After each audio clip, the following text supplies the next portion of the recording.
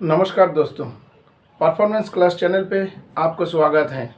मैं प्रवीर देवनाथ। आज जिस महत्वपूर्ण विषय या कोर्स को लेकर चर्चा करने जा रहा हूँ, ये है कोपा। कोपा का फुल फॉर्म है computer operator and programming assistant. इस कोर्स की डिजाइन किया गया है आईटी अर्थात इंफॉर्मेशन टेक्नोलॉजी एवं सीए अर्थात कंप्यूटर एप्लीकेशन ऊपर निर्भर करके। इस कोर्स की डिजाइन इस प्रकार किया गया है कि जो लोग ऑफिस में नौकरी करना चाहते हैं या वर्क फ्रॉम होम पे विश्वास रखते हैं अर्थात घर से ही काम करने की इच्छुक है, उन लोगों के लिए ये कोर्स बहुत ही महत्वपूर्ण है। आइए विस्तारपूर्वक इस कोर्स के बारे में जानकारी करते हैं। सबसे पहले हम जानेंगे इस कोर्स को करने की उद्देश्य क्या है। इस कोर्स करने की उद्देश्य सिर्फ एक ही है कि आप अगर बेरोजगार है या आप स्टूडेंट है तो आप 10th क्लास के बाद जल्द से जल्द आप इस कोर्स को कर लीजिए और इस कोर्स करने के बाद आप घर से ही कुछ ना कुछ काम कर सकते हैं, यानी आपका बेरोजगारी दूर हो जाएगी।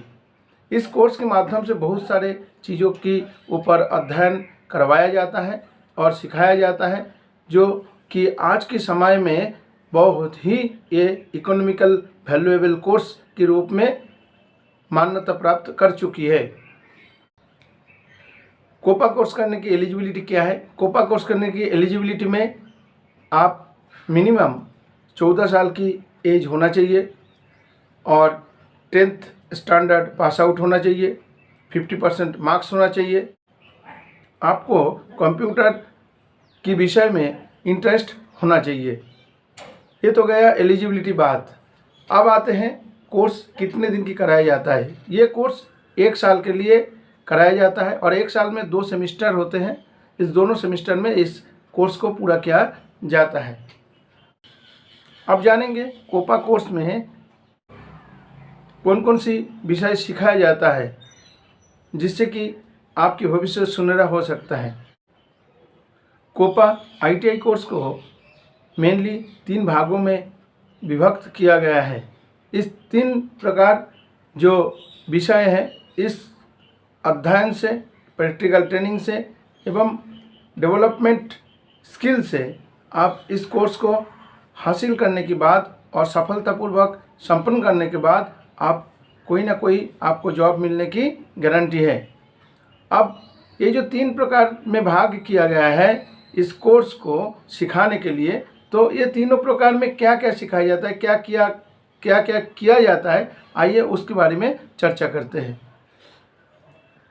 जो लोग अभी भी इस चैनल को सब्सक्राइब नहीं किए हैं उनसे अनुरोध है चैनल को सब्सक्राइब कीजिए और इस प्रयास को आगे बढ़ाने में सहायता कीजिए। कोपा कोर्स को जो 3 भागों में भाग किया गया है वो है प्रोफेशनल ट्रेड थ्योरी, दूसरा है प्रोफेशनल ट्रेड प्रैक्टिकल स्किल और तीसरा है employability skill development and knowledge. चूँकि ये कोर्स संपूर्ण रूप से प्रैक्टिकल आधारित है तो इस कोर्स में प्रैक्टिकल के ऊपर विशेष जोर दिया गया है।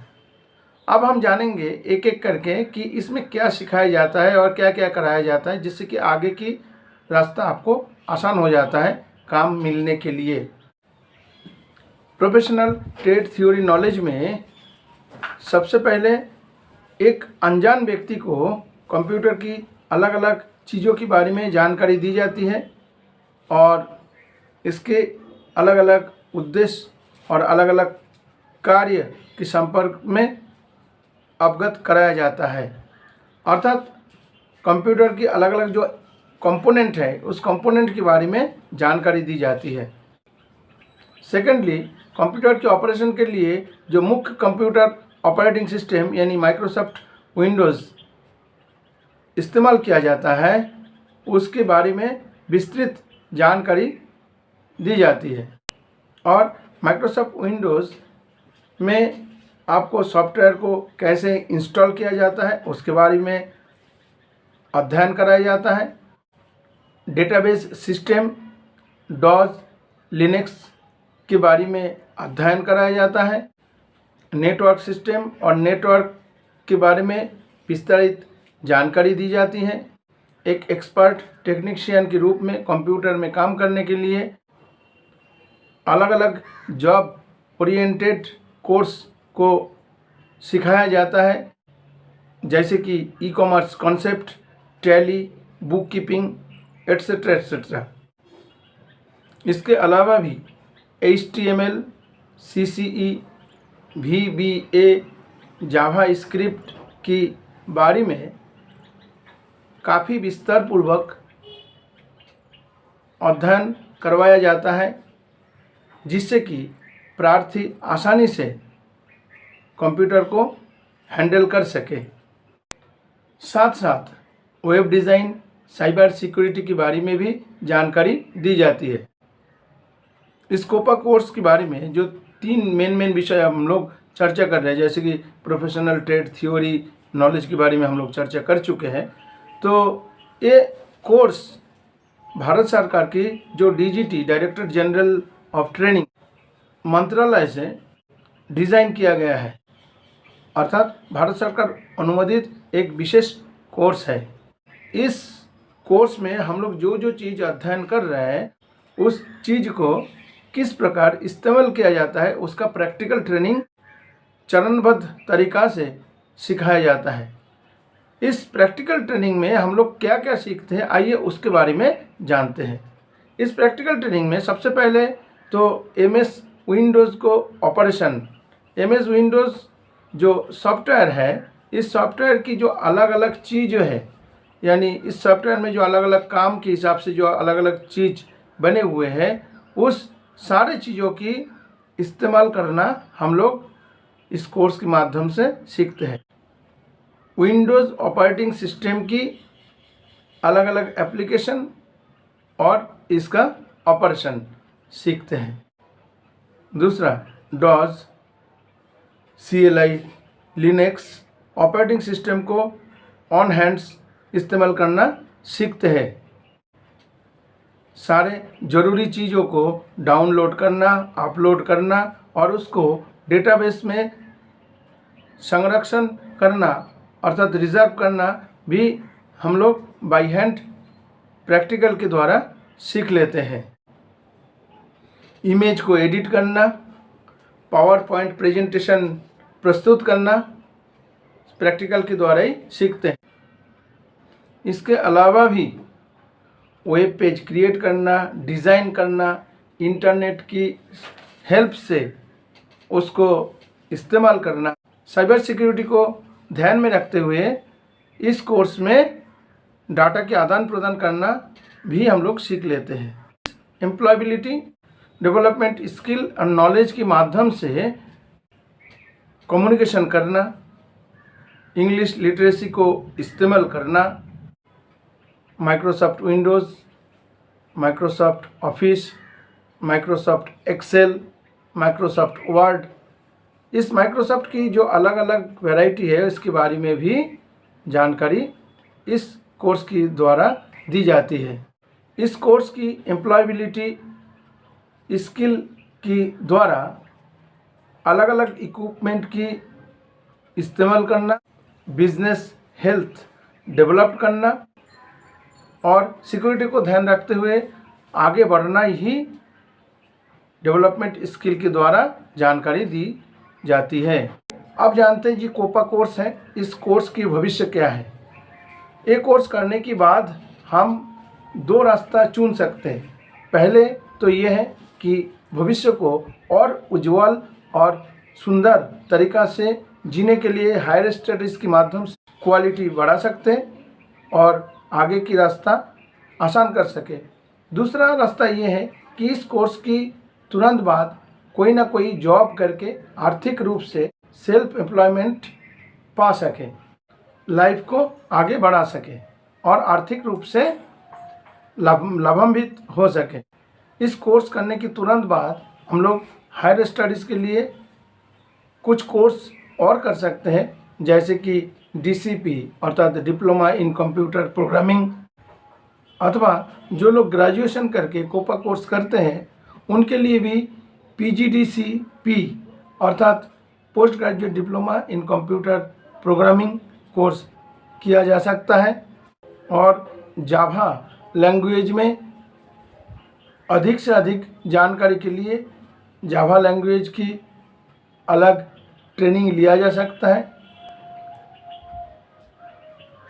और जो लोग फिर आगे की पढ़ाई और करना चाहते हैं वो लोग BCA अर्थात bachelor in computer application course कर सकते हैं, पॉलीटेक्निक कर सकते हैं और पॉलीटेक्निक के आगे BTech भी कर सकते हैं।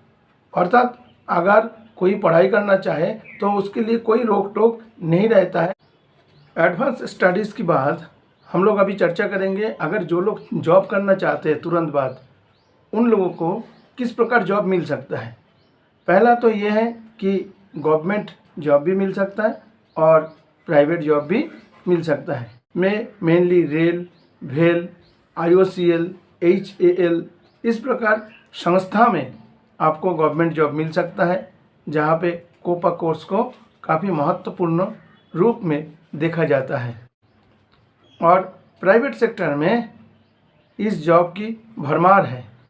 कंप्यूटर को काफ़ी अच्छे से हैंडल कर सकते हैं और आपका पास कोपा सर्टिफिकेट है तो आपको किसी भी प्राइवेट फार्म में आपको जॉब मिल जाएगी। अब आते हैं कौन कौन सी पोस्ट में आपको जॉब मिल सकता है। सबसे पहले तो computer operator, internet operator, programming assistant, data entry operator, inbound call operator, call centre assistant पद पर काम किया जा सकता है। अब जानते हैं कि अगर कोई कोपा कोर्स कर लेते हैं तो उसको कितना वेतनमान मिल सकता है। शुरू में आप किसी भी प्राइवेट जॉब में जाएंगे तो 8 से 10 हज़ार तक का वेतनमान आपको मिलेगा अगर आप अच्छे से कंप्यूटर चलाना सीख लेते हैं तो। और आपकी जैसे जैसे एक्सपीरियंस बढ़ती जाएगी उस प्रकार आपकी वेतनमान भी काफ़ी बढ़ता जाएगा। मोटा मोटी 2 से 3 साल के बाद ही एक ऑपरेटर को 20 से 25 हज़ार तक का वेतनमान मिल जाता है। और वो इतने प्रकार के काम जान लेते हैं और सीख लेते हैं कि वो साइड में कुछ ना कुछ साथ में और भी कर सकता है। हम आशा रखते हैं आपको इस चर्चा के द्वारा वैल्यूएबल जानकारियाँ मिली है। अगर आपको इस वीडियो को अच्छा लगे तो आगे और बढ़ाइए और दोस्त लोगों में साझा कीजिए। आज के लिए इतना ही। धन्यवाद।